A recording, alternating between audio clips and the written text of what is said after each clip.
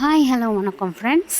இன்றைக்கி வந்து பார்த்தீங்கன்னா, இன்றைக்கி வந்து நான் வந்து ஃபுல்லாக வந்து காலையிலேயே வேலையெல்லாம் முடிச்சுட்டு பூஜை அறைக்கு வந்து சுவாமி படத்துக்கு ஃபுல்லாக பூவெல்லாம் போட்டாச்சு. வாசம் நிறைந்த மல்லிப்பூவெல்லாம் போட்டு, அதாவது விளக்கெல்லாம் ஏற்றி இப்போ பூஜை பண்ணிகிட்ருக்கேன். இப்போ பூஜை பண்ணிவிட்டு நாங்கள் வந்து கோயிலுக்கு கிளம்ப போகிறோம். எங்கள் வீடு பக்கத்தில் இருக்கிற கோயிலுக்கு தான் கிளம்ப போகிறோம்.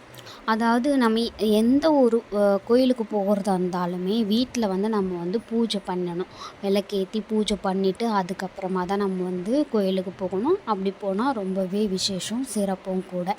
நீங்களும் வந்து உங்கள் வீடு பக்கத்துலையா இருக்கட்டும், இல்லை லாங்காக நீங்கள் கோயிலுக்கு போகிறீங்க அப்படின்னாலும் கண்டிப்பாக வீட்டில் வந்து விளக்கேத்தி பூஜை பண்ணிவிட்டு அதுக்கப்புறமா நீங்கள் வந்து போனீங்கன்னா ரொம்பவே சிறப்பு. அடுத்தது பார்த்தீங்கன்னா, ஒரு சில பேர் வீட்டில் வந்து பார்த்துருக்கேன். இந்த காமாட்சி அம்மா விளக்கா இருக்கட்டும், அகல் விளக்கா இருக்கட்டும், அது வந்து அந்த விளக்கோட தீபம் இருக்குது பார்த்தீங்களா, அதை வந்து பந்தம் மாதிரி பெருசா எரிய வைப்பாங்க திபு திபுன்னு. அந்த மாதிரிலாம் எரிய வைக்கக்கூடாது. அது வந்து நல்லதுக்கு இல்லை.